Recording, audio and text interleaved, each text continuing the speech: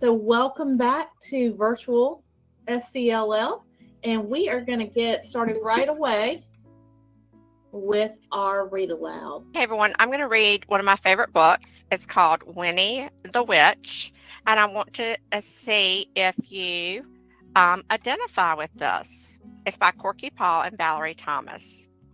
Okay, Emily. Winnie the Witch lived in a black house in the forest. The house was black on the outside and black on the inside. The carpets were black, the chairs were black, the bed was black, and it had black sheets and black blankets. Even the bath was black.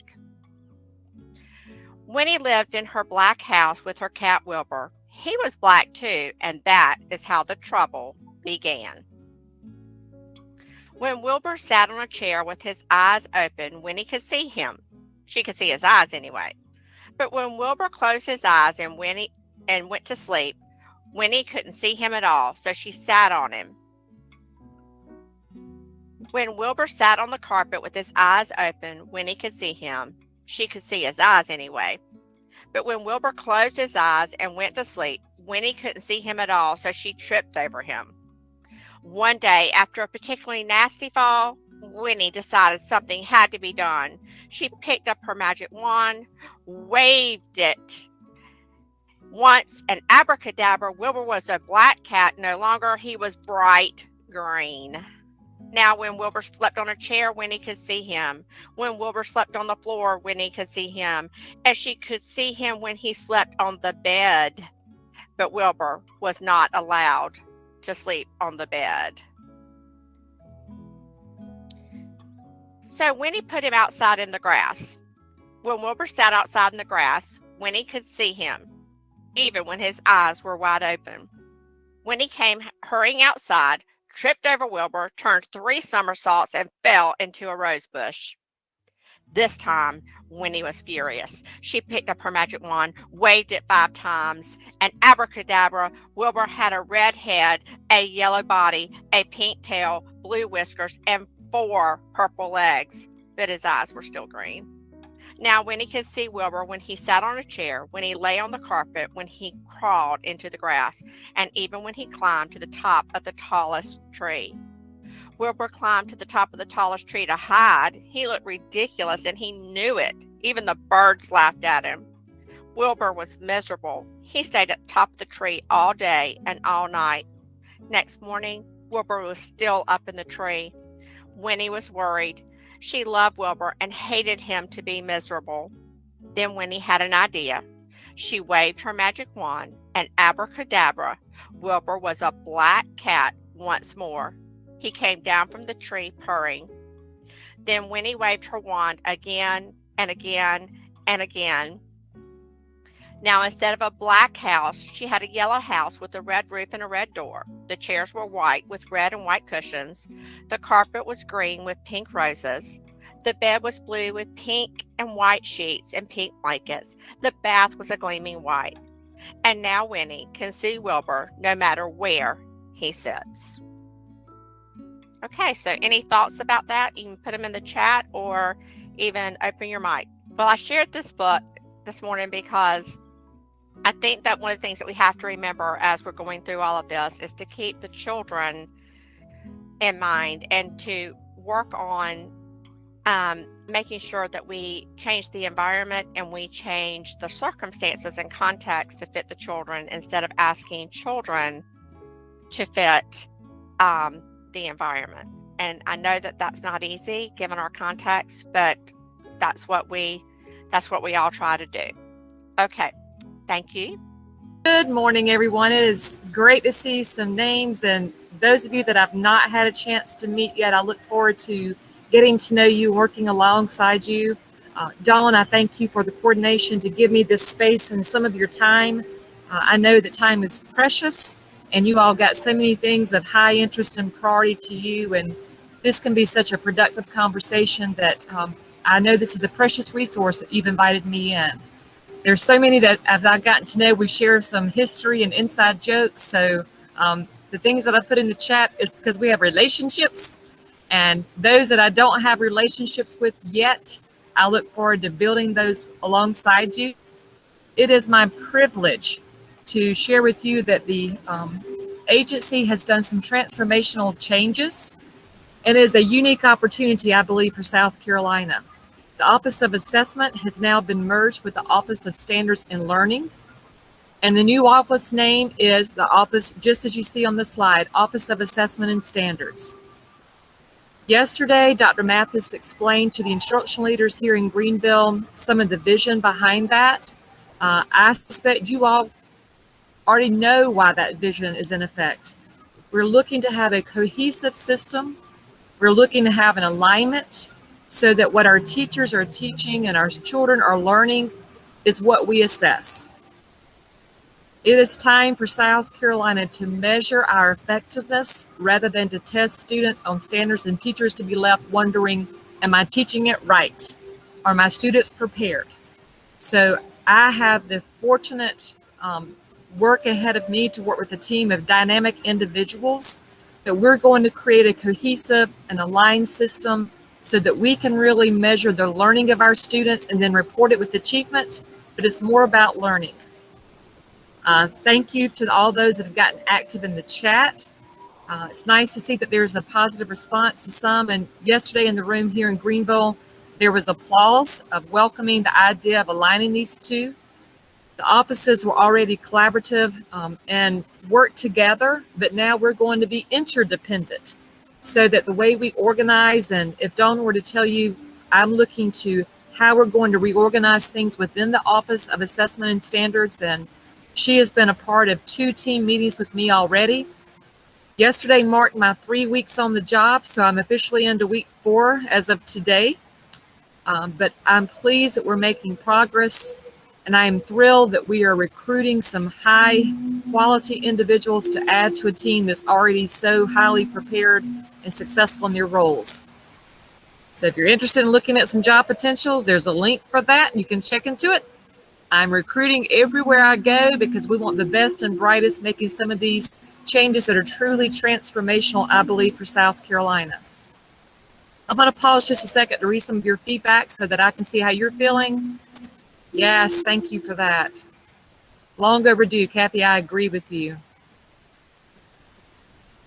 Yesterday, I celebrated in the room with instructional leaders. I believe that leadership needs to be courageous and visionary. So I celebrate Dr. Mathis's vision, and I celebrate Superintendent Spearman's support of this change. And things have been shifted around within the Division of College and Career Readiness to make sure that the work is aligned and united. Today, here in this space, I'm going to be presenting to instructional leaders for the second time in 2 days. And yesterday, I prepared them from a needs assessment. So I explained to them some things that they can be prepared for today, and I'm going to open up a window, and I'm going to ask them to answer a few questions for me that we're going to take as a division so that we can start looking to see how our resource is going to help move districts forward, support teachers, support learning, and for South Carolina to have a difference when it's time to report achievement. So for example, every instructional leader is going to have the opportunity to identify some of their priorities for us. And then once I get that survey data, I'm going to share it with other directors, and we're going to start looking to see where do we need to change and fit and align our resources at the agency. If you're in a district, one example I shared yesterday, if you're in a district of 8 schools and you've got 3 first-year principals, that's significant. That district may ask for first semester support or the first year support be to support those new principals so that we can invest our resources there with our effectiveness office so that we can work on educator effectiveness. If we look to see that a district that's more sizable of an Aiken or a Greenville or an Horry County were to say we need to focus on our data literacy, specifically at the secondary level. Our folks know that we've been talking about some tutorials, some professional development of what we're going to do in cohorts. One and done is not effective. You all know that. I know that. We're going to be creating cohorts of focus so that we can make sure that we are intentional with our resources, intentional with our support. And those that know me well know that's one of my words, that's a Meltonism. And if you look at the division that we have of college and career readiness, there are some districts that may be saturated with support, and other districts that may not get direct support from the agency besides meetings like this or meetings that are being held in a room behind me. So it's going to give us an opportunity to identify some districts that may not be getting direct support from the agency, but they may be starting to get some direct support. You may have some teacher leaders that are interested. You may have some folks within your Office of Curriculum that are interested. We're going to use those people to help spread this kind of work. We will be developing content. You'll see that we're going to have some strategic abandonment. Some of the things that you may have been expecting to be offered for the year ahead may not be offered. If Dawn hasn't told you already, I have told our folks, do not create any new content, because I need to hear from these instructional leaders, what is it that you all need to work forward successfully versus us repeating what's happened already. I'm challenging our folks of how do we know that professional development is successful? We've got logs. We've got a menu of things that have been offered, that when I look at our performance in an achievement lens, I don't see that the pendulum has shifted. I don't see the mark has improved. So let's do something differently. We may be asking you to help us create some pre and post questions so that we can assess, because it really matters what happens at the classroom level. It really matters what happens at the district level, that you all have support and the capacity to take things forward, because you know the places that need attention differently than we do. Unfortunately, we do not have a fleet of staff, no new resources of personnel. So we're going to work differently to make sure that we're using all the resources within our division to match the needs that are identified from these instructional leaders. You may wonder, well, I know my instructional leader's not there because they've got illness or they had another meeting. Don't fret about that. I'll be opening up a separate window for them, but they have to hear the why from me before they can actually have the opportunity to do the survey. So they know, I told them yesterday, I'll be closing the survey at 1 o'clock today. They know they have a limited amount of time to give me this feedback. They know that I'm going to give them support that they could change their focus in a few weeks if necessary once we get up and started. But I previewed the questions with them yesterday, so they needed to reach out to anyone to get additional information, or they need to get their superintendent involved, that they would have the opportunity last evening to do that research, so to speak. And then they're going to have some time to have some table talk. And then they're going to complete the survey for me that will be closing at 1 o'clock. So if your instructional leader hears about it and becomes anxious, please offer reassurance. There'll be the opportunity for them, but they have to understand the why behind it. And then we'll open up. Oh, Shayla, you got a phone call. All right. Yes, that makes me happy. We're going to make sure that we're responsive. And this is going to be the beginning of our, what I would consider needs assessment or a pre-assessment. You can expect us to create short-term goals and long-term goals. You can expect us to practice the life of assessment, because if we're asking you to do interim and formative assessments, we too are going to walk that walk alongside of you. Now, getting the arms around a statewide system is new for me. I have had experience at a classroom level, at a school level, at a district level for instruction, at a district level superintendent. But this whole new idea of state is new for me, so it's exciting.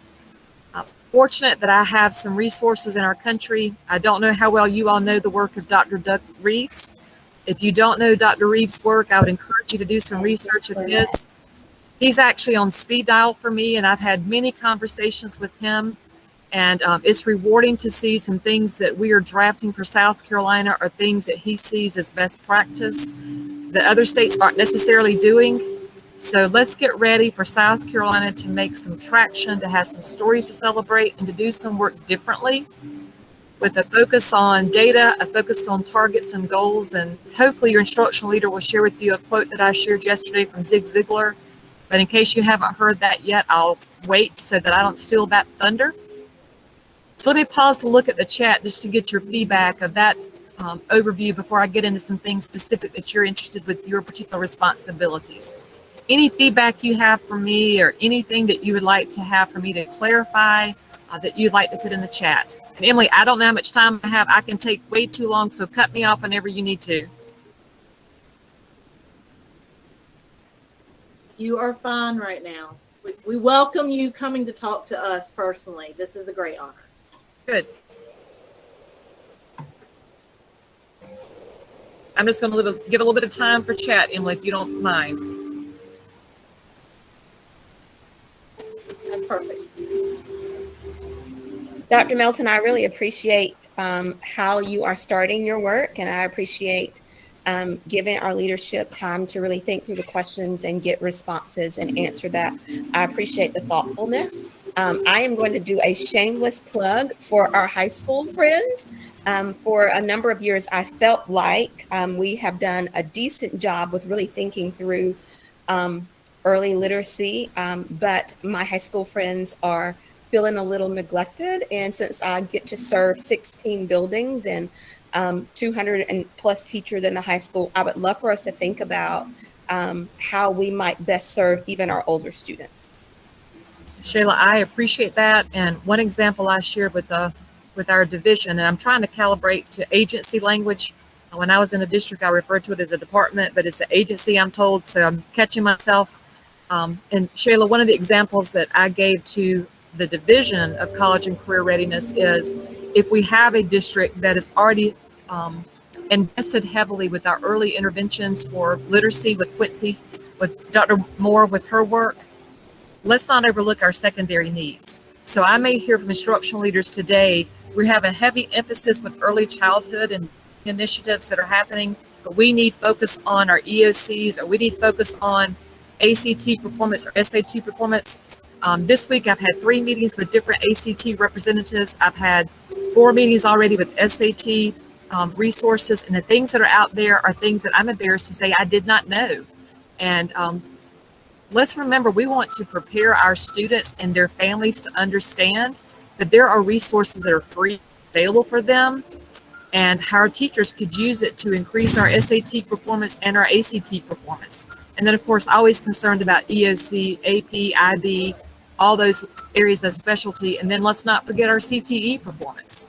So if I hear from instructional leaders today that they have an emphasis or an interest with one of those themes, they're going to get an individualized support.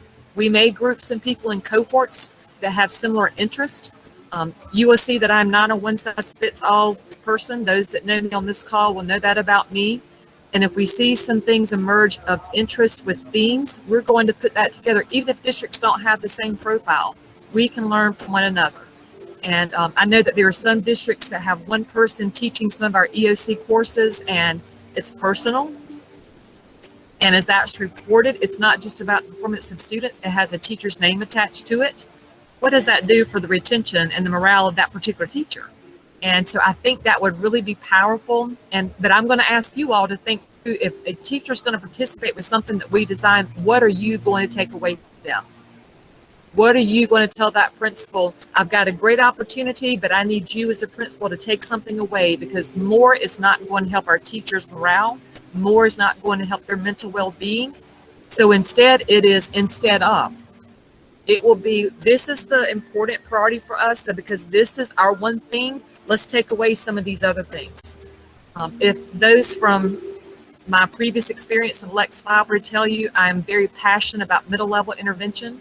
Some of the things that we started there, when I met with the president of Columbia College and with the president of Midlands Tech, they told me years ago, we've never heard of anything like this. I met with the University of South Carolina. They had never heard of secondary interventions, but we created them, and we have the data to show that it works. And for me, it's about identifying the need and doing something about it. And it's about me challenging you of what are we going to do instead of. Take something off the plate, because if we're saying this is the important part to have on the plate, take something else away. And that's going to be some strategic abandonment. And that makes some people uncomfortable. So as leaders that you all have, an influence that you have, that's going to be one of the things that I'm going to ask you to talk with those that you meet with at a similar level as you, and those that report to you and work with you. So when you sit down in your curriculum team meetings at the district level, start this conversation of what can we abandon strategically? And then how are you going to share that with those that you are leading? Do your teachers know, yes, we used to expect that, or yes, we used to do that, but this year we're not? Because it takes the communication for them to see that we're hearing them and that we're changing some things. So the communication is going to be critically important of what we do and how we devise this.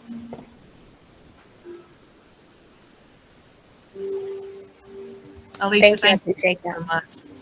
And I appreciate you having the courage, Shayla. Alicia, thank you so much. Dr. Melton, Yes, ma'am. last year we Three were cups. able, hey, last year Casey and I were able to attend SCASA MTSS session on um, from, I think it was Chesney High School, which was very helpful in terms of graduation rates and working on helping our students with graduation, which ties directly to achievement. And so I think that's one of the first times I've heard from high school. And so I think that including those kinds of things that, impact, standards, learning, achievement, MTSS, and the law would be continue to be a wonderful help. So just encourage that kind of continued work. And I appreciate that, Robin. And I may be recruiting some of you to help us develop some of this content that we need to present, because I'm not getting more staff, and the work is going to be different, and the urgency is going to be different. But there will be quality, and there will be continuity, and there will be an assessment piece to make sure that it's getting from how are we doing with the development and the coordination of it and facilitation of it, and then what's going to happen is that commitment for the teachers of what they're going to do next. I think you have a lot of As people on this call that will be glad to help. Well, I'm watching the call and I see there's over 61 people, but there haven't been 61 people with comments. So I'm assuming that everyone is completely engaged and either overwhelmed, wowed, and amazed, or they're distracted by emails. So I'm going to pause for a moment to make sure that we have engagement at 80% or higher, so that we can make sure this is a valid, reliable conversation. Good morning, Dr. Melton. This is Latanya McNeil. I put a comment in the chat, and it was just asking about the timeline for releasing the revised ELA standards. And the reason why I'm asking that is, I guess that's a part of these conversations and this collaboration that you want to start happening. So we're really looking forward to doing that work. And I think we have teachers on board, which is great because, they're so overwhelmed right now. So I was just wondering if you had an update on that. That's next on my list. So thank you. And what a cool screen name, Ms. Mick. I like that. So my name is Miss McNeil, but whenever I started teaching high school, the kids would not stop calling me Ms. Mac, Ms. Mac, Ms. Mac, Ms. Mac, Ms. Mac. They would not call me Miss McNeil. And so I just adopted that. It's on both my tags on my vehicles. That might be a DJ business on the side. That's pretty cool. There might need to be an LLC for that. Thank you. So what I need from all of you is I need your communication with our folks. I'm so grateful that Dawn makes this a priority of hers, for her to be involved with this. And it's going to take a little bit of time, but those that know me well know that I am not patient about certain things. And every day that we have students, whether they're quarantined or in our physical schools with our teachers, that is one day that we don't have to make change. So we're going to be working with a sense of urgency, and I'm excited that where we are right now is going to look different in a month, and it's going to look different in 3 months. And it's going to take the focus of all of us of working together towards this to make sure that we're able to build this and support teachers in a way that they can see a difference during this academic year. I did not post my contact information, but I think Emily and Dawn can share that with you later. So let me get into the ELA standards update for you. A lot of work went into those standards from a lot of people, committee work. Who knows how many hours were spent on those kinds of conversations, content development, review, revisions, and many of you were directly involved with that. Those that know me know that I'm spending time reviewing those, and those that know me know that just because the work has been done, I'm not going to rubber stamp it to pass it on. So I need you to hear that from me. In no way is that a way to be disrespectful, but I believe that ELA is the foundational building block of how our students are performing in all other content areas. Yes. So we've got to get ELA right. That is not to say that it's not right already, but that's to say I've got enough pause and concern that I need to pause it, to review it. So where we are currently is our ELA standards are undergoing internal review at the agency. But that is not to say to you that we're not going to have some changes. The process is to include public comment. I am not satisfied that there was enough internal communication between offices, because just as districts experienced COVID and shifts of how they were working, the agency did too. And all those kinds of things of what the priority was. And then here comes federal funding and people had to shift to focus on timelines and due dates. I was not at the agency. I cannot imagine what they experienced, but I respect the work has been done, but I'm not going to rubber stamp the work to move forward. So we're in the midst of an internal review now at the agency.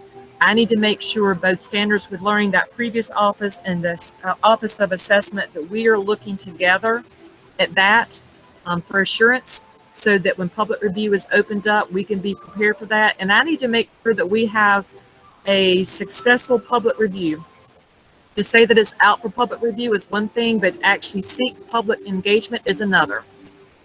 So how are we going to make sure that those communities have the resource of reliable online feedback versus those that may be underrepresented? If we have the largest, most resourceful districts offer us feedback, that's great. But if we have some of our smallest districts that may be more of our higher poverty, we've got to make sure there's a way to get their voices heard as well. So I'm going to challenge you. How can we start looking to offer engagement opportunities? If I'm a parent that's not a high school graduate, why would I be intimidated to go and look at that public review? If you've got partnerships in colleges and universities, how can we make sure that those that are partners of yours understand the interest that we have in the agency to hear their voice? Our historically black colleges and universities, who's going to be my outreach to those to make sure they're looking at them? You know of stakeholder groups that have interest. What are you going to do to help us loop them in? Might you create a stakeholder community forum where you can facilitate that and introduce that to them? You all know we're so intimidating as educators. We make some long, well-developed documents, but who's going to read it besides educators? Probably those that are most educated, right? Or those that have an interest with financial reward potentially from those standards. So I'm going to challenge you, and Emily, that's something maybe you could put on an upcoming agenda. How can you all, as specialists with local connections, how can you become a part of our communication efforts to engage the disengaged? How can we make sure that those that are already engaged have more of the understanding and context to know what we're looking for from their feedback? So I hope that offers you encouragement that I value and respect the work that's been done. But it may not have the pace that you would like for it to have, but I need you to trust me. Officially, as I said earlier, this is the 4th week of my work in this new role. And thanks to Dawn, I have a parking place that I can use every day. She'll have to tell you that story. I'm excited. Kathy, thank you for the suggestion of professional organization. So I need your brains when it comes to that. So before I open up for any questions, summarize my summary of today. I hope that number one, you will communicate to those that I haven't had a chance to meet our time together. Approaching 30 minutes, Emily's probably going to have a fit and never invite me back. Emily, my apologies. I will work better within time constraints next time. So please make sure, number one, that you're prepared to communicate with those that I've not had a chance of. The 2 offices that are have merged into one. I need you to share that. Your instructional leaders have heard as well, so you will not be solo with that conversation. That's number one. I hope number 2 on my list, what I'm asking for you to do is, how can you be ready to be a part of the content development and the leadership that we're going to be designing for professional learning across our state? And I say a 2B for that, a 2B for that would be a question of, what might your district do for strategic abandonment? And then also I would add another under the number 2 of, how might you use this for some of the hours that teachers are working on for their certificate renewal? So think of, what does a teacher get out of this besides improved instruction? What does a teacher get out of this besides improved learning and achievement? Let's show them that their time matters and that they're going to get a reward for it, so that they can see that there's a visible difference and an appreciation from us, that we've honored their time. And then number 3, who is going to be who would those partners be, and what kind of communication strategies can you offer as we get ready to send these ELA standards out for public review when we get to that place? So that's my 3 that I would ask you to take away from today's conversation. And I hope that you are excited. You might be scared to death. I'm not sure you're on the spectrum. But we are truly at a time of transformation in South Carolina, and we're going to do it. And our students deserve it. Our future needs it.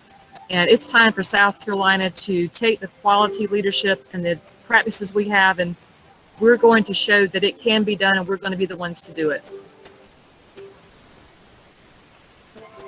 Emily, you mean to open up for any questions, or you mean to watch the chat? Yes, let's go ahead and open it up for questions. We are right at the end of 30 minutes, but I think we had a break in after you.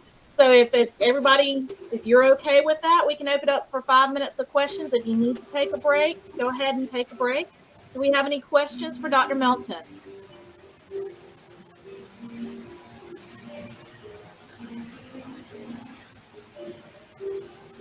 I am going to put in I tell people that I'm a twit because I'm on Twitter. So I'm going to put that's my Twitter. It's the one that's I would prefer social media to emails because people can write some long emails. I don't get as many in this role as I did as a superintendent. And I've not gotten one email yet about mask opinions. Go figure.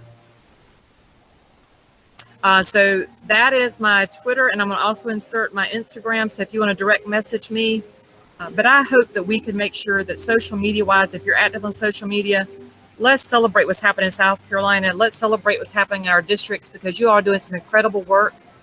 I am a quote person, and Emerson has a quote of, "Do not go where the path may lead. Go instead where there is no path, and leave a trail." You all are leaving a trail in South Carolina's history.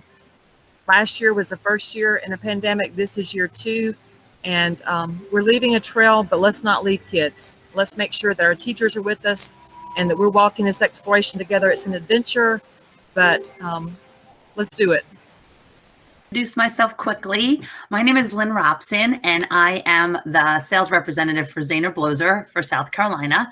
It's my pleasure to be here with you today. And of course, you know, I had to pick Marcia to do the presentation since she's one of your own, and she has a Southern accent. So super excited to be here. And Marcia has such a passion for handwriting.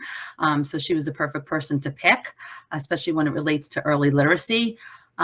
But the thing I just wanted to mention is that, you know, we're well known for our handwriting program, but we do have lots of programs to supplement your basal reading programs, handwriting, grammar, reading, foundational skills kit. We actually just started selling math, but that's another story altogether. Marcia got kicked out apparently, so she's going to take another minute to hop on. So when Marcia presents, she is going to share my contact information, but I will also put it in the chat. So if you have any requests for samples or want some additional information about any of our programs, I'm happy to share that with you. It was excellent, Lynn. Thank you so much for sharing, Whitney. We'll talk a little bit more about those opportunities when we get to the professional organization update, but that was a great hour spent with Whitney LaRocca, who has co-authored a lot of the Patterns of Power books with Jeff Anderson and others, and has just coming hot off the press shortly as Patterns of Wonder for the Littles. So yeah, we'll talk more about that. Thanks, Lynn. No problem. So I'm just going to share a few professional organization updates with you around our 2 predominant literacy organizations in the state, Palmetto State Literacy and South Carolina Council of Teachers of English. So we'll start with Palmetto State Literacy. Just a reminder of the upcoming conference that's going to be held in Hilton Head, February 24th through 26th, 2022. Fingers crossed the virus will go away and we'll be able to be face-to-face. The conference theme is Literacy and Justice for All. The call for proposals is out now. We can go to the next slide and see links to that. So if you are interested in submitting a call a conference proposal, please go to palmettastateliteracy.org and then annual conference, and you'll see the Google form there to do that.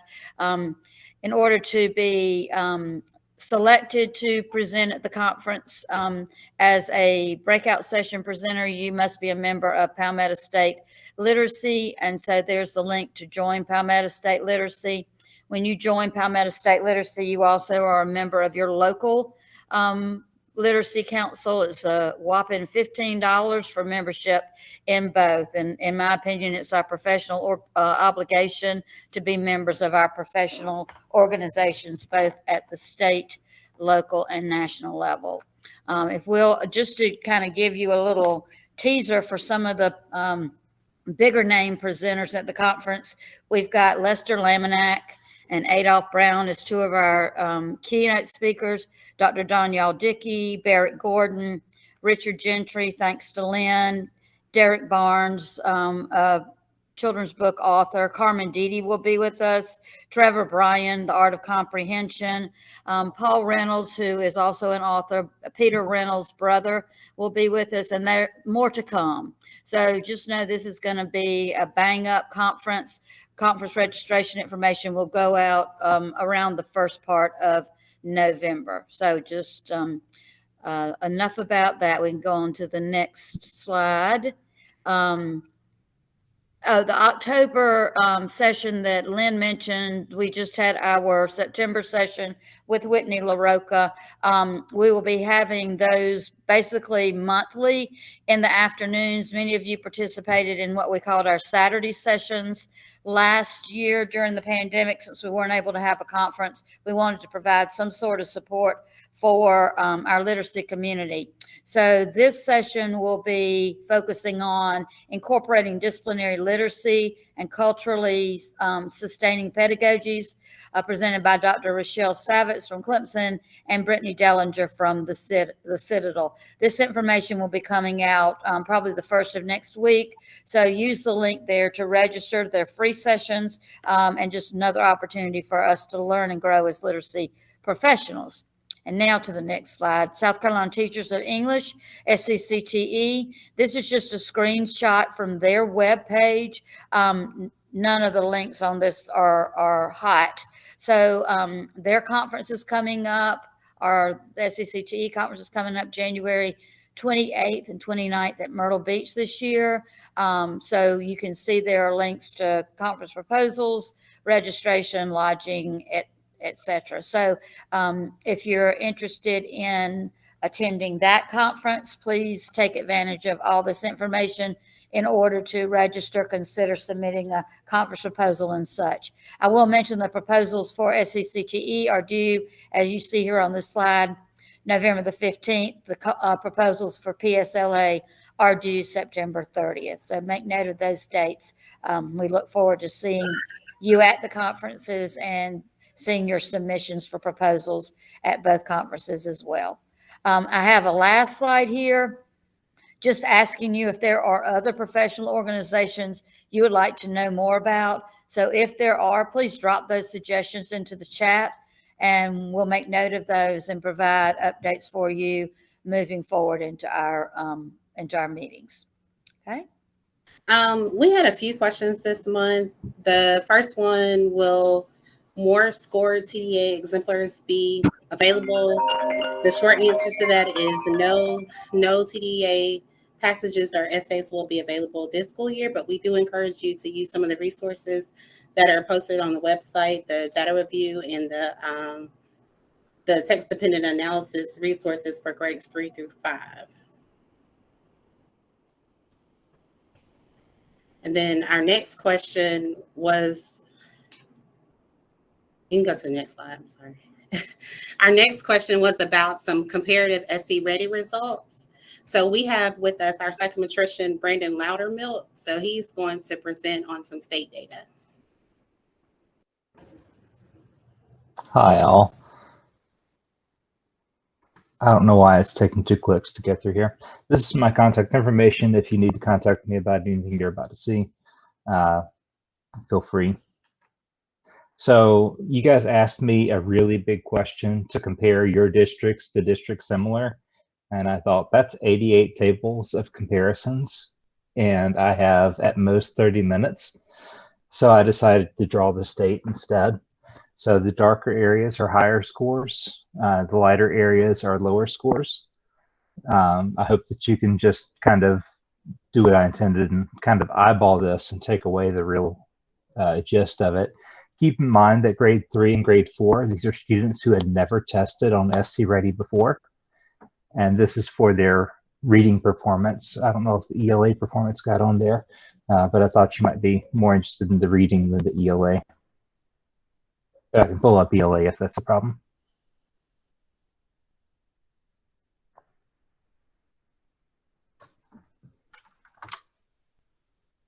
It's grade 4, grade 5, 6, 7, 8. So without too much analysis on this, I just wanted you to see kind of how it changes. If you look at the change between, this will be available to you, and you just scroll quickly and see what happens to the state. You can see what's going on from year to year or cohort to cohort. That's about all I have, unless you have questions that I can answer those directly.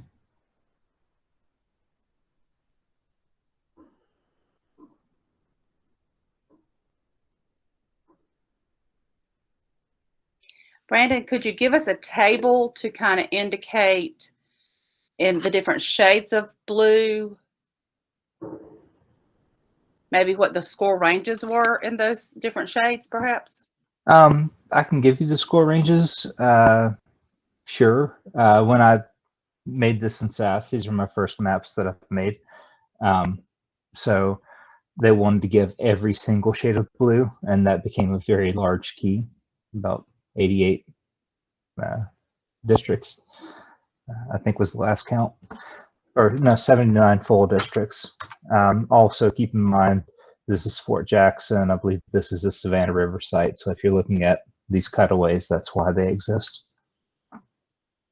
But yeah, I'll be glad to give you a table of But I think I'm the one who sent the question, and thank you. This is very helpful because I can see by color kind of where my county falls. Thank you. No problem.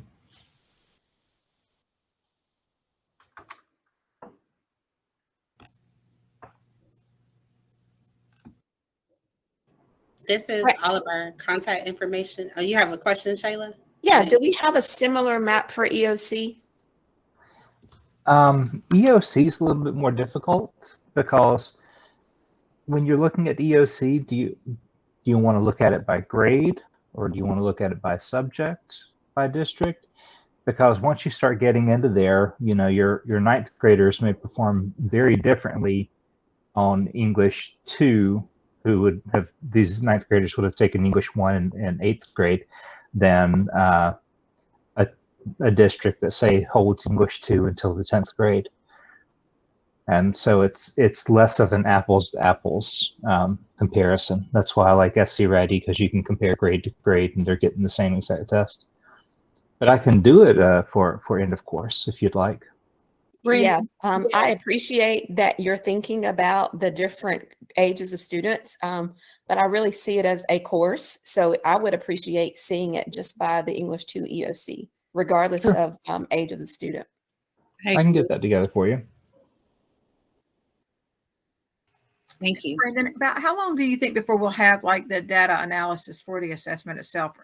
I haven't seen that yet. What exactly are you looking for? You know how you post on the State Department website just the test data analysis? Yeah, so that's up. The data files for researchers and the report card data files are both up. So you can look in there and see how it disaggregates by different clusters of students, demographics of students, pupils in poverty, by race, ethnicity, by gender, so on. This is a hard year to interpret in general because we didn't quite get to 95% of the state like we usually do. So it's hard to say it's a good census. So all of this, of course, needs to be pretty much covered with salt because there's just so much that we don't know that has happened that we can't say for sure has happened and add that to the interpretation. But we do know a couple of things have happened, right? We know that students have had a harder time, many students have had a hard time accessing instruction. We know that many students have had a hard time accessing quiet, peaceful, and safe locations to do their lessons, have a hard time accessing nutritious food during the day. We know these things are happening, and these are all barriers to learning. So what I'm looking for specific is that test data review. Is that typically posted in January? Yes, the deadline, the law says by January 15th. Okay, thank you. We're getting ready, moving into October and November to start having those meetings. Okay. I saw that question in chat too. So by January 15th.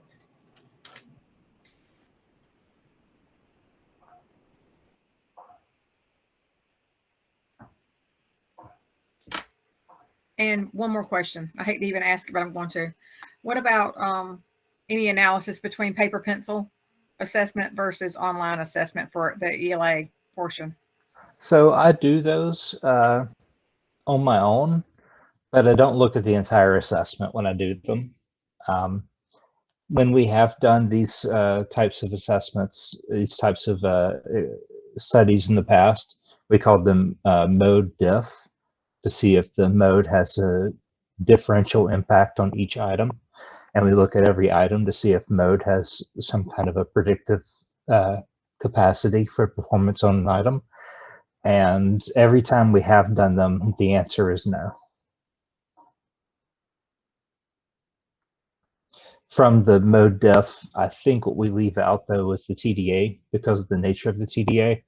And I plot the TDA separately and keep up with that to see basically, of districts that went from paper to online to paper, how did they perform, same grade, and with factoring in the difficulty of the TDA item because not every TDA item is equally difficult. And then I also look at just who's paper, who's online, which year, and what that rubric score difference is. And it comes out to a nice little leptokurtic, but normalish looking symmetric distribution.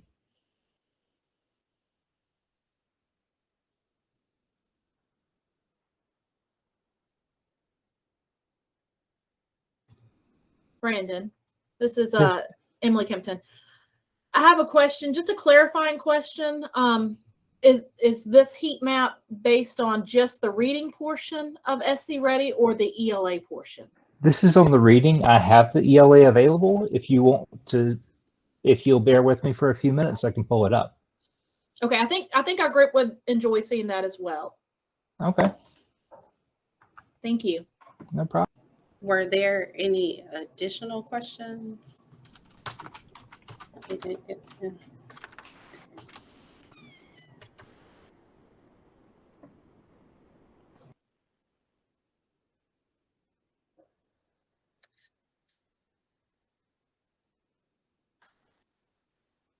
I saw one additional question in my email a couple of days ago about the 20% for EOC. Would that be going on again this year? Will it be counted 20% or is that waived again for this year? Did y'all have any updates on that?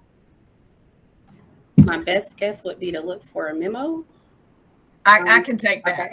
Okay. This is Llewellyn Shealy.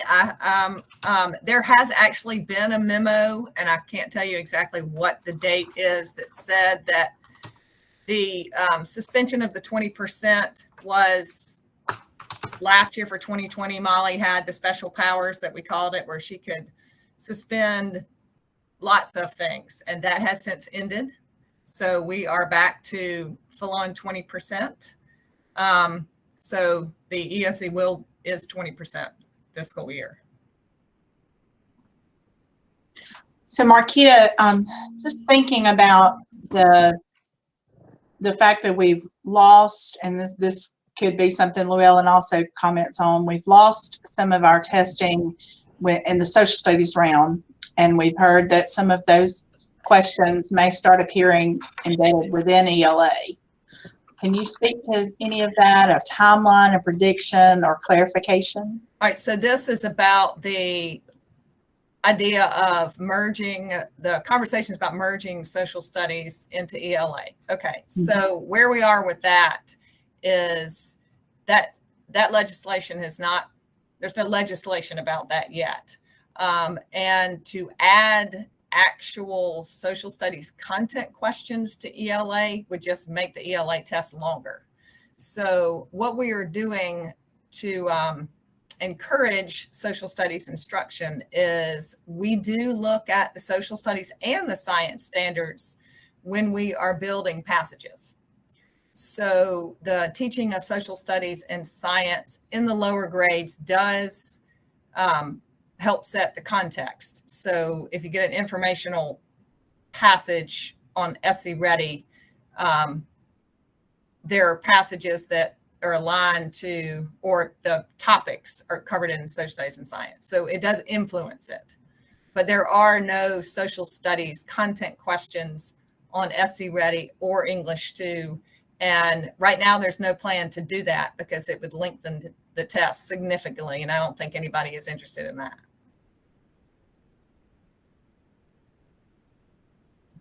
Thank you. I have a follow-up question.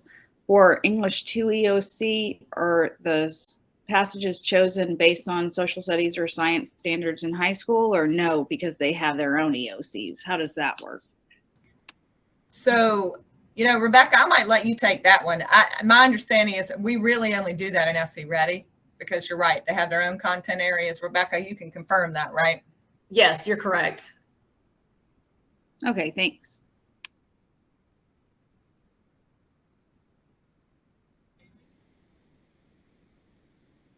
If there are no more questions, Brandon is ready.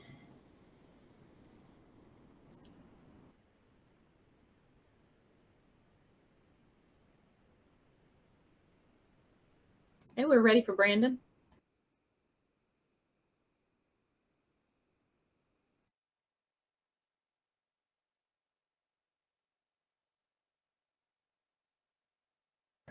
Can y'all see that? Okay, this is ELA, same general outline. Again, grade 3 and grade 4 had never tested before. Brandon, can you put it in presentation mode? Yeah, sure. I think it might go over to a different screen.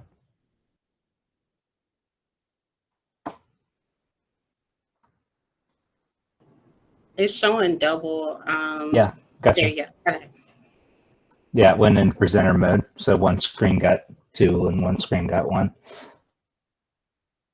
Okay, so again, grades 3 and grades 4 had never tested before, but this is generally how they performed relative to each other. This isn't like based on any cut score. Grade 5, you can see the scores diminish a little bit. Grade 6, they bounce around a little bit, and you can see the districts you would expect to see stay dark and the ones that you expect not to see stay light. That was just an impact that we saw across the board. Looking at loss was quite difficult because every school had different types of modes of administration. So looking at, was this loss due to an administration mode or an instructional mode, or was this loss due to being out of class for so long or more quarantines? It's just so hard to say that we just kind of said, well, here's what happened, and that's all we can say right now.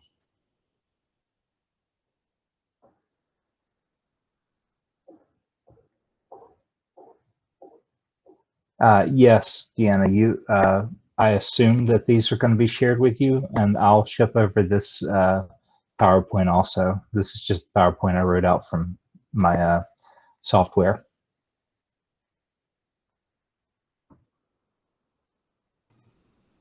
Thank you, Brandon.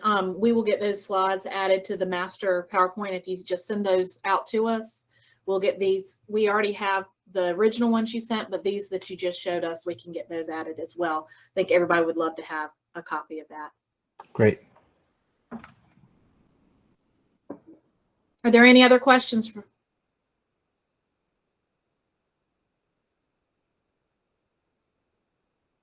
Okay. Thank you so much, guys. I see that Marcia is back on the call. So if you're ready. Okay, so what I wanted to talk to you about today is the importance of teaching handwriting. And so Lynn has already introduced herself, but here's Lynn's contact information on the screen. A lot of you guys know me because I've been around a long time, but I'm working part-time for Zaner Bloser, supposedly in my retirement, but I've not retired yet. I'm working part-time at a classical school. And Robin Cox, Mary Green Thomason is the principal at that school. So two divas are working together at a school, just like we promised. So here's what we see today. We see so much of electronics that people say, why do we need handwriting? And so I want to show you just this little video clip, and I hope you can hear it. If you can't hear it, then I'll just go on to the next slide. But it's just a little short video. Imagine a world without handwriting. It's not as far-fetched as it sounds. With the ascent of digital communication technologies combined with the lack of emphasis upon foundational skill. Sorry. Handwriting instruction is in danger of becoming increasingly marginalized. What would be lost if handwriting was no longer taught in our schools? Plenty.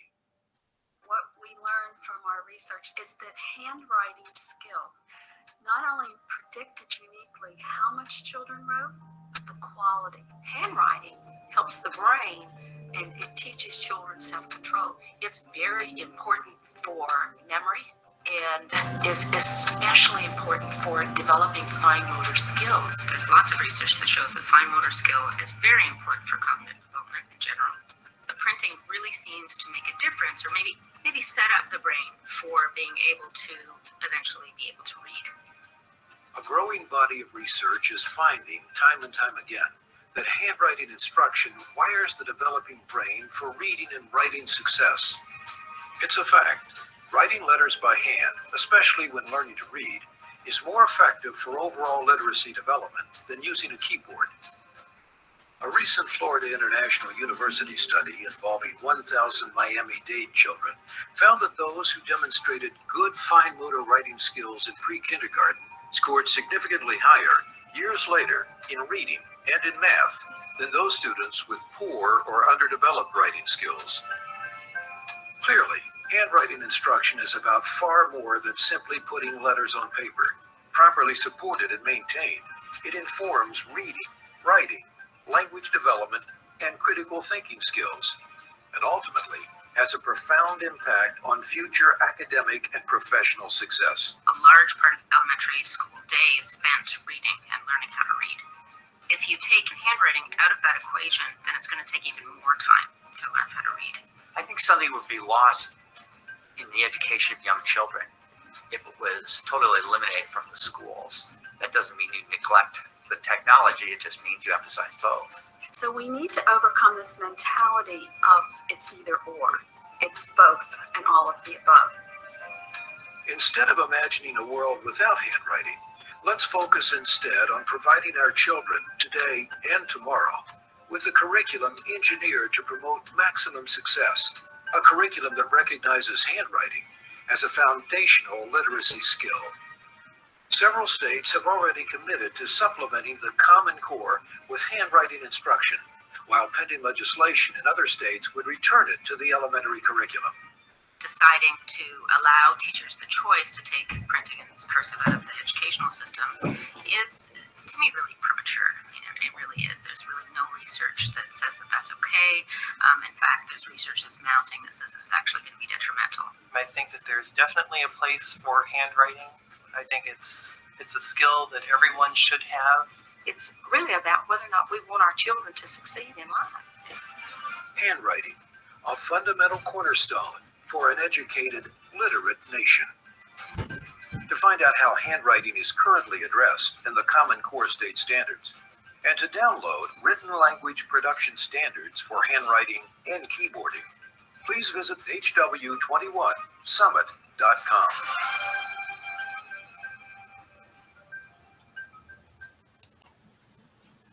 So here are the research team who did this 20th century handwriting, and I can send you a copy of the research if you'll just email me, but I'm going to go on with this slide. So handwriting instruction is important because students still need to know how to write by hand. They need direct handwriting instruction rather than just giving them a sheet to copy and trace. Handwriting is a foundational skill for literacy. You heard her say it wires the brain for reading and writing and critical thinking and fine motor skills. It boosts writing and reading proficiency, and students with good handwriting score better on tests. And there's even a document from SAT and ACT when they had writing as a part of theirs that kids who had a good handwriting scored higher. And we're going to talk about that in just a minute. But you can see that it wires the brain. It's a component for setting up the brain for reading acquisition. Lots of different research findings. The manipulation of the thumb and the fingers activates the left part of the brain, which manages the functions, such as planning, monitoring, organizing, revising, all of those kinds of skills. Preschool students who have greater ease with fine motor writing tasks have better academic skills in second grade in both reading and math. And the motor experience of manually creating letter. All right, I've skipped a slide, but anyway, I'm going to go on. I'm going to show you the difference. Watch this. If I type a J or if I type a U, it looks the same.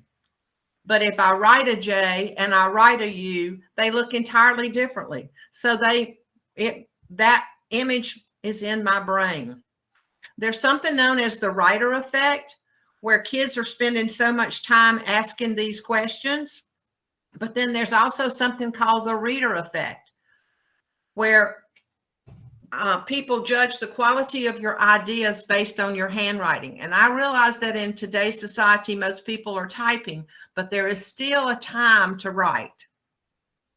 And then there's this slide that shows use it or lose it. Look at the difference in the brains if we aren't activating those things. So preschoolers' ability to imitate strokes, copy letters, numerals, and shapes, and draw simple objects is associated with reading and math achievement in second grade. Now, preschool children aren't able to read fluently, but that doesn't keep them from working on foundational skills that will ensure them as readers. And we start with letter strokes and vertical and horizontal. Children who wrote letters were more likely to recognize the letters than children who simply press keys on a keyboard.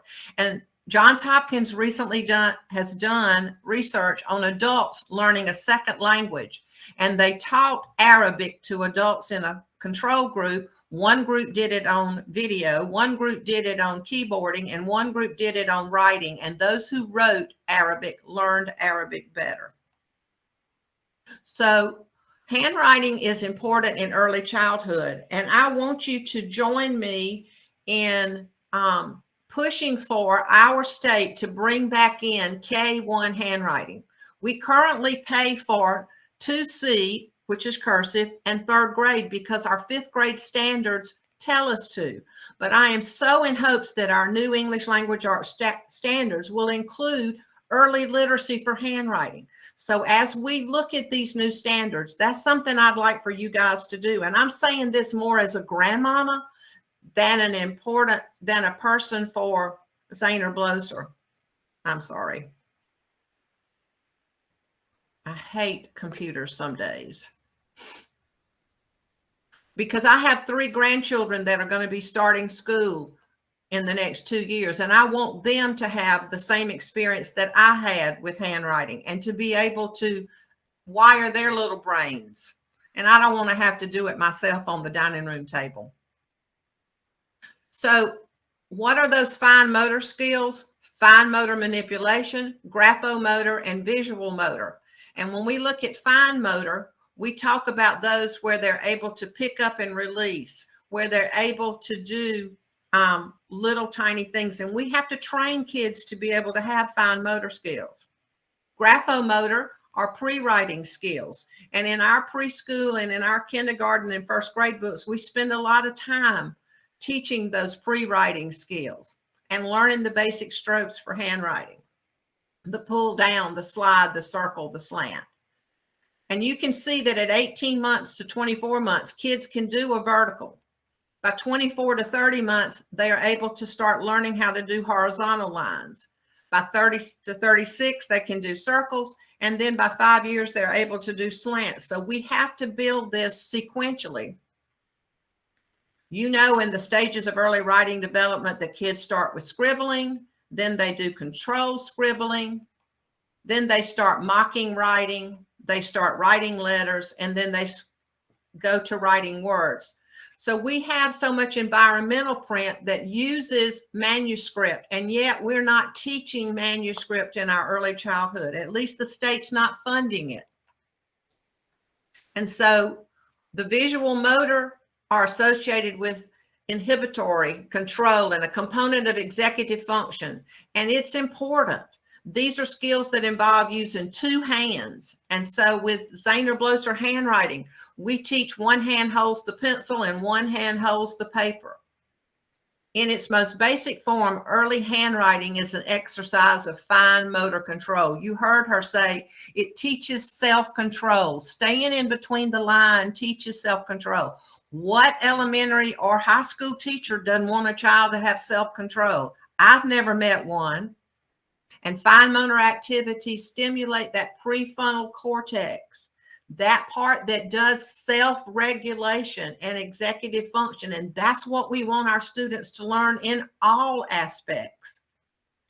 So determining handwriting readiness is generally established by age 4, but it needs to be established by kindergarten.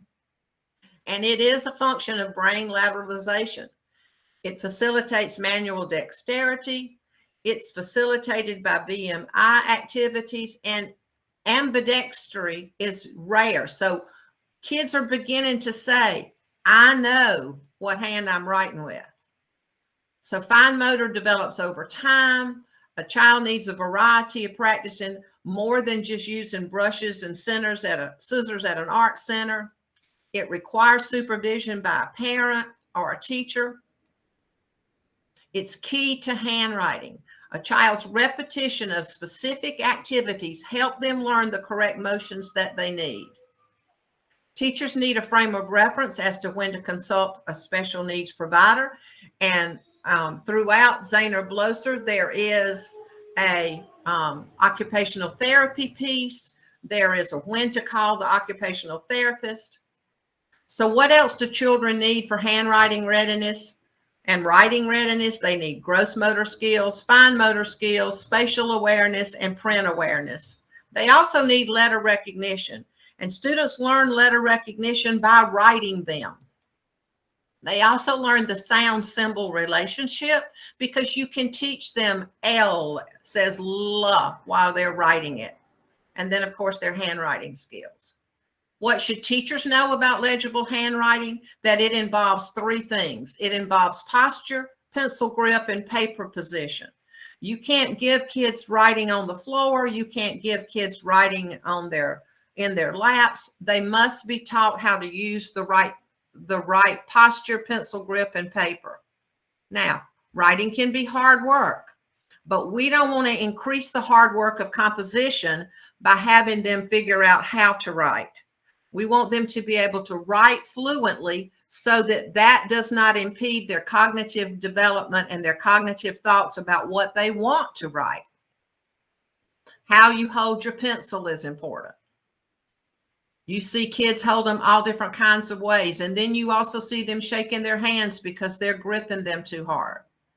We have a little digital tutor. We have a little thing named Zany who teaches them how to do their handwriting, but I'm going to skip this one and go on because of the time.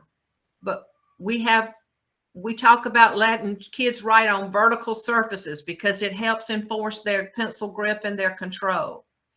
So teachers need to model and reinforce pencil grip because you can change it early on, but it's hard to change it once they get to be adults. Poor pencil position can cause fatigue and discomfort, and that's when you see kids shaking their hands. How do we fix a pencil grip? We have lots of aids and lots of ideas. And then we talk about paper position. I don't know how many of you all have seen left-handed people that write with what I call the hook. But the reason they do that is because they hook their arm around trying to figure out how not to smudge their paper, because no one ever showed them how a left-handed person uses a paper and pencil. So there are lots of activities for fine motor. There's 4 keys to legibility. Prior to teaching cursive, though, look at this, guys. We give everybody in South Carolina that wants handwriting a book at 2nd grade. And if they aren't ready to write, if they aren't reading on the 2nd or almost 2nd grade level, they're not going to be ready for cursive handwriting. So we have to go back and teach legibility and manuscript. And that's where our state is not doing what they should do. We're not teaching K1 handwriting, and we should be. We're not teaching them those fine motor skills. We're waiting until they get up into the upper grades, and then we're handing them a handwriting book and telling them to copy it. How do you find time? That's what teachers ask. The Zahner-Blosser approach is 15 minutes a day, 5 minutes of direct instruction, and 10 minutes of practice. And it can be done while teachers are doing other things. Children need to be multilingual by hand. So remember, it's not either or, it's both. The 2020 Zahner handwriting books are available to 98% of the districts. They're available through the textbook depository. But in addition, digital resources are now available at zahnerblosser.com. And if your school is using Zahner-Blosser handwriting and you've not asked for these resources, look at this number. This is technical support. You contact technical support, you contact me, or you contact Lynn, and we'll help you get those things, because teachers don't even have to teach this themselves. They can put it up on the smart board and let the smart board show the students how to form the letters. And in the Zahner-Blosser handwriting books is a QR code on every page, and so they can click the QR code with their Chromebooks and they can see how to form the letters. Please consider ordering the handwriting materials for grades K and 1 so that your students have a better chance. Contact Lynn and let her help you order those books. And that's it for me. Thank you, Marcia, so much. Every time I see your presentation, I learn a little more about the importance of handwriting. Right now, if you order K1 materials, we're having a special. In addition to free shipping and handling, we're also giving you free materials for I Read to Write, which is another program that we have. So it's a no better time than to order the K1 materials now. So. And if you order K1 material, you get Marcia Baxter to come do implementation training. Marcia's personal plug. Yes, that's true. Hi, everyone. I'm going to share my screen with you.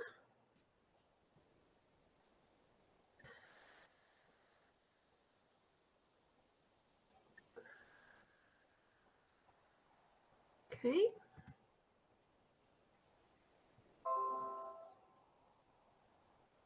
Alrighty. Okay, so thank you all for allowing us to speak. We are just going to take just a few minutes of your time to talk about making meaning, and which leads to the analysis of text. So We wanted to thank you, first of all, for providing your feedback from last meeting. We took the feedback that you generated and kind of brought it to the table, made meaning of it, began to kind of analyze what you as literacy leaders said were your needs for, you know, your districts, your schools. And so as we analyzed all of that, we came up with this idea of really thinking about, in terms of schools and districts and your teachers that you work with or districts that you work with, getting to kind of how our students are making meaning and so forth. So I would like for you to take just a minute or so to read this quote, and then just start thinking about what is your understanding of the author's intent with this specific piece of text. So I'll go ahead and let y'all read that. You're all professionals, give you a couple of minutes, and just kind of start thinking about your intent or the author's intent. Would anyone like to share out any of their thoughts, just, you know, just for a minute or so before we move on?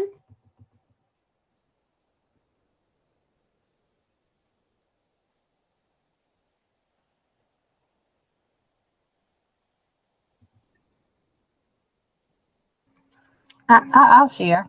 Sure.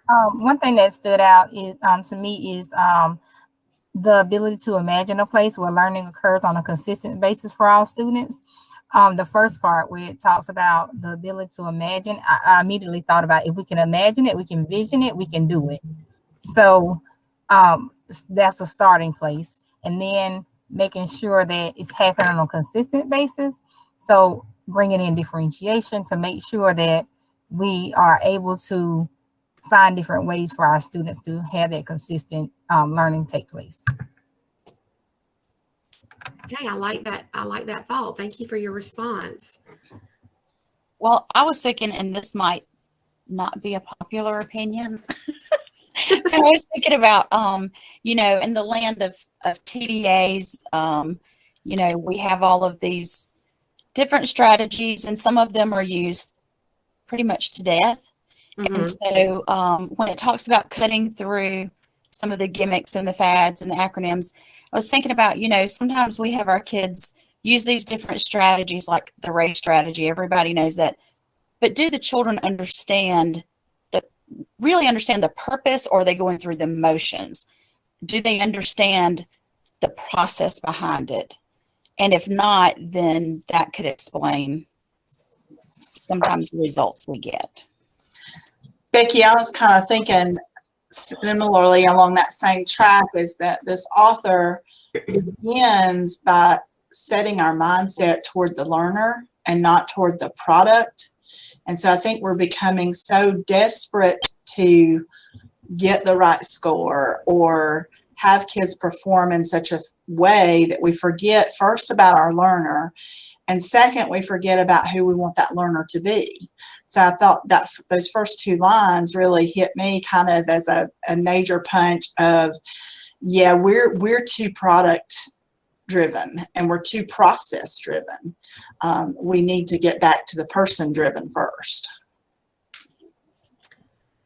I like those responses. So, and it's certainly food for thought with this quote and a shift in thinking about our students and, you know, what a classroom looks like if we are following the, in being imaginative and affirmative and so forth.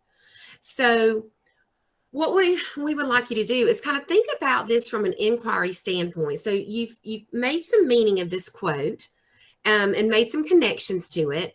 So now thinking broader in terms of you being literacy leaders for your schools and your district and the state, how does the meaning from the quote connect to your school or district as you consider ways to support students in making meaning of text and communicating their thinking around the text?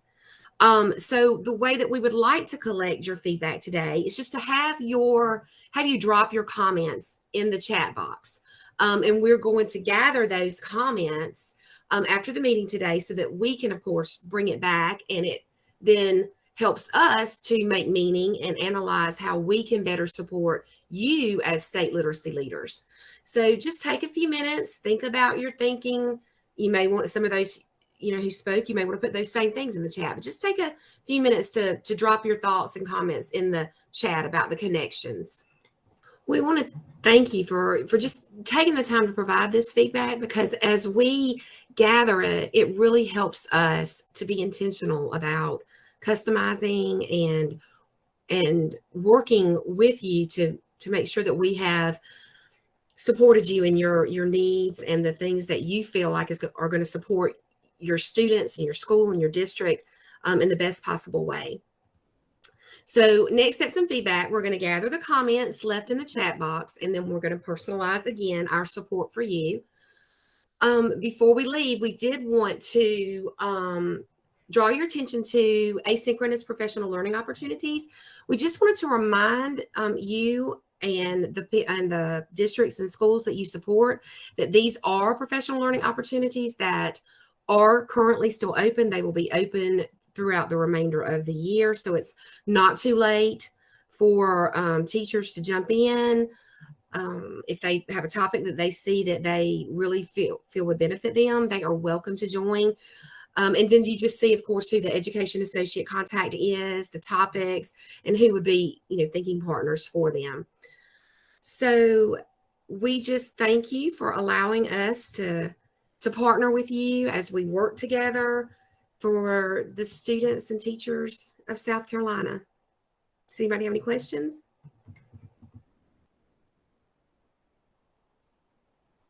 Well, thank you very much for your time. We appreciate it.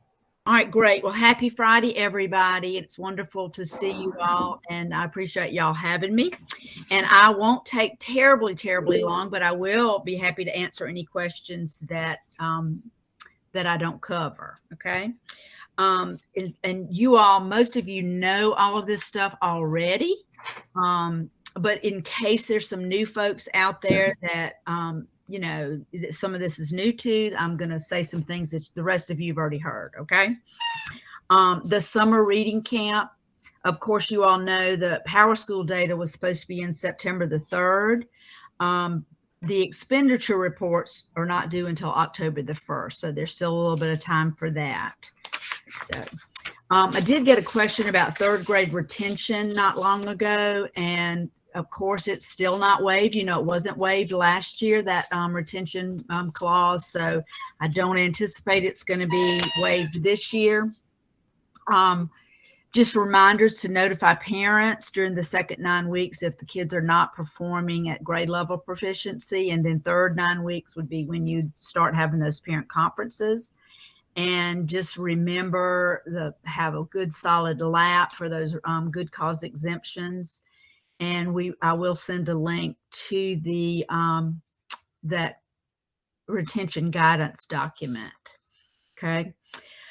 We are offering a number of PLOs this fall and in the spring, and some of those are still open for people to join. We've got one called Coaching Conversations that has been very popular because some of our reading coaches out there, if they're not in tier 2 or tier 3 schools, or if they're not in year 1 or year 2, they want some more, some good dialogue with people. So that started up and that's going really well. But if anybody wants to join some of those, it's not too late to do so. Just a reminder, the Palmetto Literacy, the name of it is Coaching Conversations for year 3 and beyond. And if you need a link to it, to the registration, email me and I'll send you a link to register for it. Okay. The Palmetto Literacy Project schools are the same schools that we've been supporting the last couple of years. We did not change those schools. But just a reminder to you all, because I have been notified by a few people that a reading coach may have retired. And so the coach whose name they sent in earlier back in May has changed. And if it's a tier 2 or tier 3 school, we need to get the paperwork on them. So just a reminder.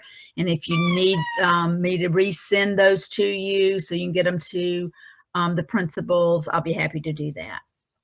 Okay.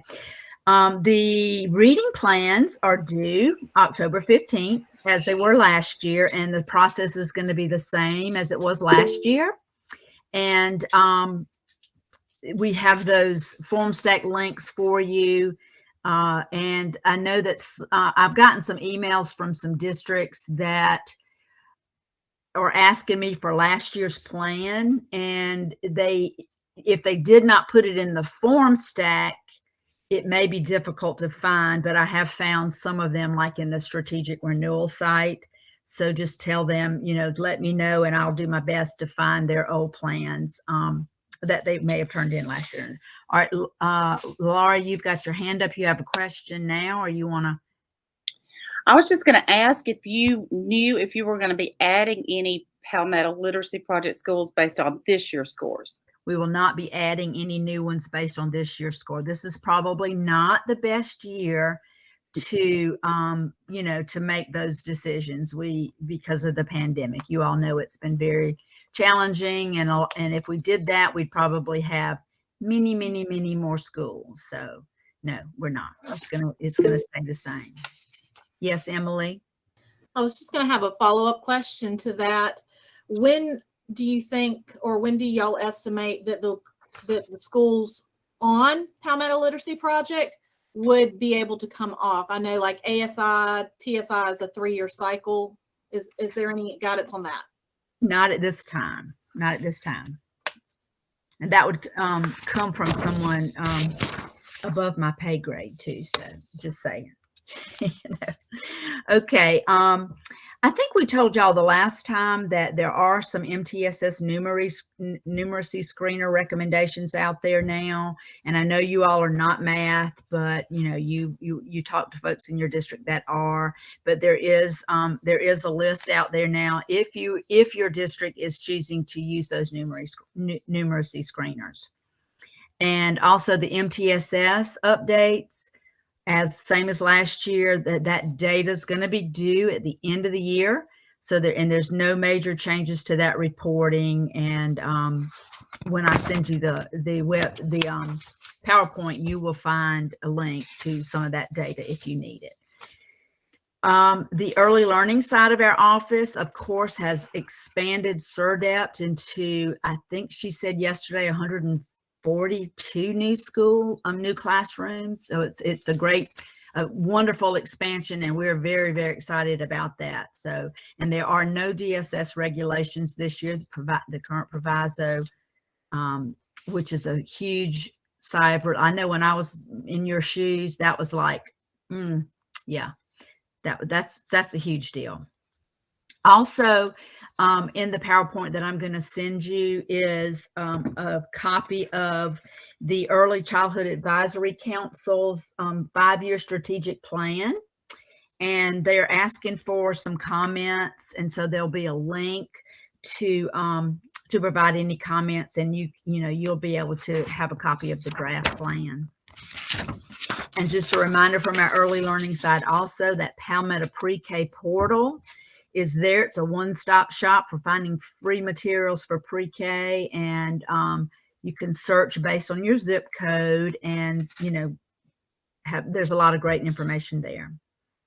Also, you all have heard about the Return to Learn grant that we wrote last year and were funded, and now there are right now 4, soon to be 5 early learning engagement coaches that have been secured, and the learning engagement coaches are going to be focusing on families in all the public schools, the charter schools, the non-public schools, and even homeschool families they can work with. And the focus of their work is going to be supporting families of early learning students and disadvantaged learners. And they will support in these ways. They will work to improve communication between families, teachers, schools to support remote learning. They will be providing modules for families on technology-related topics. They will be offering training for families on how to help their children at home with their literacy and learning skills. And they will be providing online resources and modules that support early learning and literacy skills. There'll be a link when you get the PowerPoint to see the regions and also see who's currently assigned to those regions. And they will be doing quarterly face-to-face in regions, and they are looking for, I believe she said in the PD area, they're looking for a place to host it, like maybe a large library or a school that might have a big professional development room where they could host something for the families in that area. So if any of you know of a place, please let us know. And this all goes in with the hub, with the lore. And we also have one person, Paige Mitchell, who has been hired to we'll have the group helping families in the regional areas, but we also have Paige Mitchell, who's going to be working with teachers in how to use the lore and the instructional hub. So there's new lessons out there, new lesson planning things, tools on there. And so I think that's going to be a great addition. All right, a few more announcements. Letters. I know a lot of you have questions about letters. I just got off my letters training for today. We will have another set more training on Monday. As you know, the OELL office, as well as several people in the Office of Special Services at the department, are going through letters. We're being trained, and I love it. It's very eye-opening, very helpful. The provisos, the recent proviso 1.60 and 1A53 direct us, the State Department, to provide literacy support to the Palmetto Literacy Project schools, including professional development and curriculum resources. And so letters is the professional development that will be provided. It is, somebody asked, is it mandated? The proviso says it's required. So letters training is 8 units, and it's usually divided over a 2-year period. And most of it is virtual asynchronous learning, along with face-to-face sessions like I participated in this morning. The Tier 2 and Tier 3 schools have been scheduled to begin in a cycle.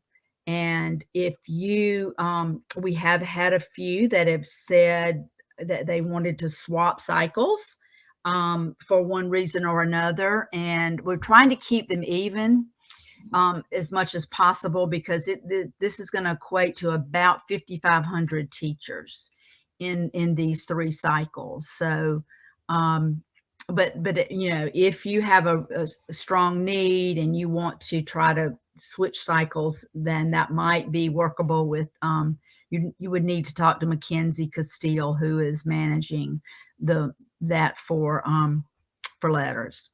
And the principals and reading coaches are required to attend it's virtual, an admin training. There's going to be some sessions in October as well as November. Those of you that have, I think some of you have contacted us that you've had a hard time getting in the October one because they filled up very, very fast. And so they're securing trainers for some dates in November. And so if you would email Mackenzie and let her know, she'll put you on the waiting list so she can get back in touch with those folks. But what that's going to be is going to give a great overview of each unit for administrators and coaches, as well as, you know, just a great, I mean, I think it's going to be some great information for the principals and the coaches.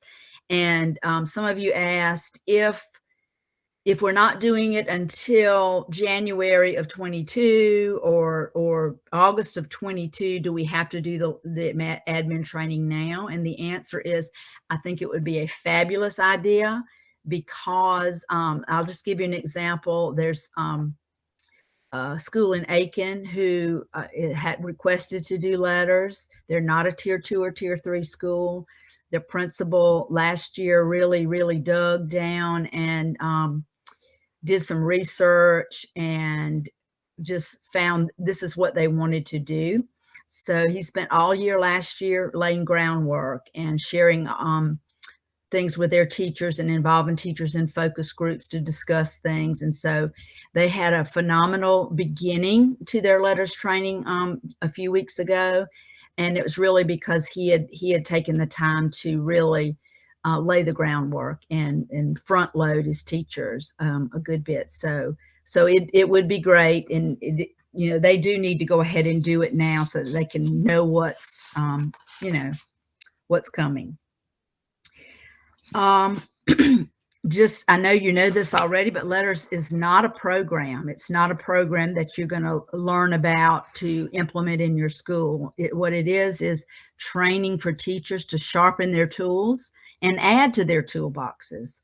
You know, they're doing a lot of great things already, but we just, this training will really give them the tools and the thoughts and ideas of even new things that they can be doing in their classrooms to meet the needs of the kids in front of them.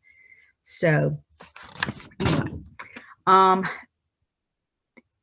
participants of letters are going to get a $500 stipend at the end of each year. And then they're going to receive 120 renewal credits at the end of each volume. So volume 1, which is 4 units, it's also going to give them Read to Succeed course credit for foundations of reading and assessment of reading. Then volume 2, again, going to give them 120 renewal credits, as well as Read to Succeed course credit for instructional practices and reading and writing in the content areas. So having them go through letters is going to give them their 100% Read to Succeed endorsement. Robin, you have a question? Yeah, I want to ask before you move on about that. If someone is already Read to Succeed endorsed, will those 120 credit hours be usable for recertification? Absolutely. Because I didn't know if it was specific to those classes, because while we appreciate it, that's not an incentive for most of our teachers who are already endorsed. I agree. That's why they're going to get 240 renewal credits. And if, you know, depending on when their cycle is up, hey, that might do them for, you know, 10 years. Right. So yeah, no, definitely. We realize that there's a lot of teachers that have it already. And so definitely they'll get that in addition to, they'll get both. I mean, if they don't have it, and if they do have it. Okay. So thank you. All right. And now I received a question about substitutes, you know, and certainly, you know, we hope and pray that the substitute situation in next August and in January is going to be better. We know it may not be, but what, you know, we had a pilot going in Darlington. 3 schools in Darlington did it, started it last year. And what they did was they got very creative and kind of did an overlap, like they secured some subs for the entire day, put half of their teachers through it in the morning, the other half in the afternoon. You know, also there have been some ideas out there about perhaps if they get into a bind, you know, maybe the art, music, PE people might be able to plan some sort of great group activity that the kids could do while their teachers are doing their letters training. So that, I mean, that's just a thought. So anyway, and others, the training I was in this morning, the lady was talking about, you know, some districts that she's working with, they even have some Saturday sessions and they pay their teachers stipends with their ESSER funds, you know, to do those sessions. So any other questions about that? Nope. Okay. All right. The other thing, that question that I received was about the K-5 literacy program adoption and where that timeline is. And there is a committee of folks coming in next week. They'll be spending 3 days at the department going through the materials of the companies that responded to the RFP. So next week, they'll be just doing a deep dive, looking through those curriculums and rating them. We have someone from the university level, from the EOC, also, just some a retired superintendent, lots of teachers and reading coaches from around the state that will be participating in that. And then once that is done next week, hopefully some decisions will be made. If not, it may be expanded a little bit longer. And so the review team will evaluate next week. And then after that, Chris Stewart from the Office of Instructional Materials, they'll be planning some information sessions that the vendors, the publishers will be able to do some presentations for districts that might be interested. And the tier 2 and tier 3 schools, if they choose from that list, then they would have assistance in paying for those programs. And they would get those as early as January. Kathy, you have a question? I do, Marie. Thank you. Could you speak a little bit more about the purpose of this adoption for some of us who may not be as clear as we ought to be about why a special called adoption is taking place?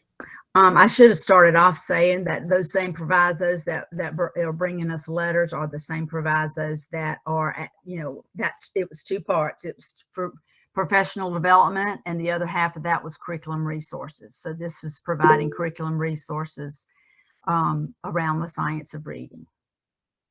Robin? Thanks, Marie. I'm also the textbook coordinator of my district. So when I first found out about this, normally when we have a textbook call, we receive a spreadsheet from Chris Stewart asking us to submit names for people to review instructional materials. And I was on the 2012, I think it was, whenever we adopted before.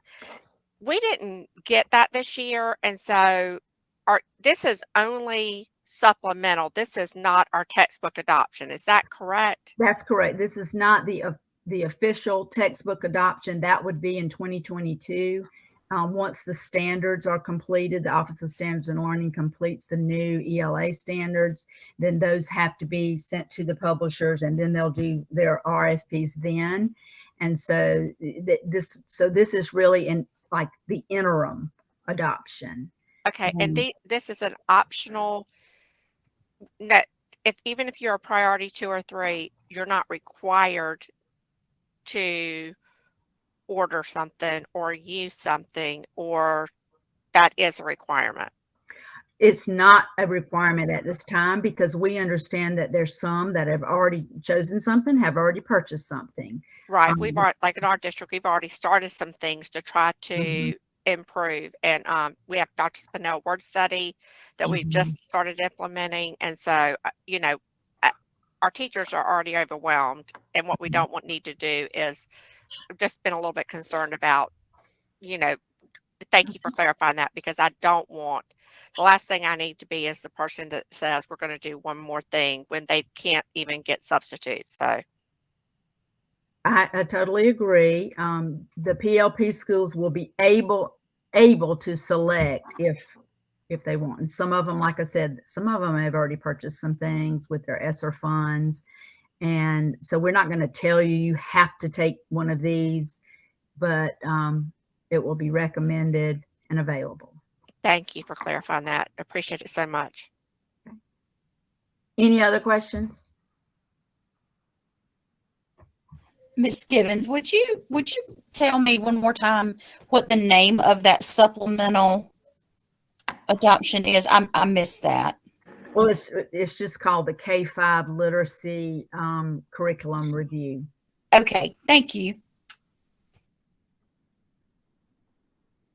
Any other questions?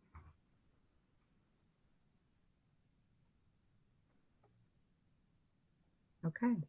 Well, Emily, when I get the final version of this, I'll send it to you and you can share it with everybody.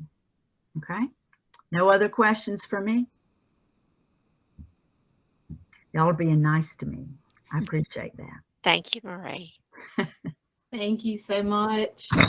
Thank you for coming today and sharing with our group. If we do have any questions that happen to go into the chat or that anyone contacts our leadership, we'll be sure to pass those along to you.